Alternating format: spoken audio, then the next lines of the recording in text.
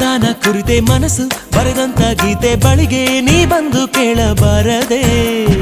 ಇನ್ನು ಎಂದು ನೇರಳ ಹಾಗೆ ನಾನು ಇವಳ ಜೊತೆಯಲ್ಲೇ ಇರಲ ಅನುಗಾಲ ನಡೆ ನೋಡಿ ಸರಳ ಮೆಚ್ಚಿಕೊಂಡೆ ಬಹಳ ನನಗೆ ಅಂತ ಹುಟ್ಟಿ ಬಂದ ತಾರೆ ಇವಳ ಪ್ರೀತಿನ ಇದು ಪ್ರೀತಿನ ಇದು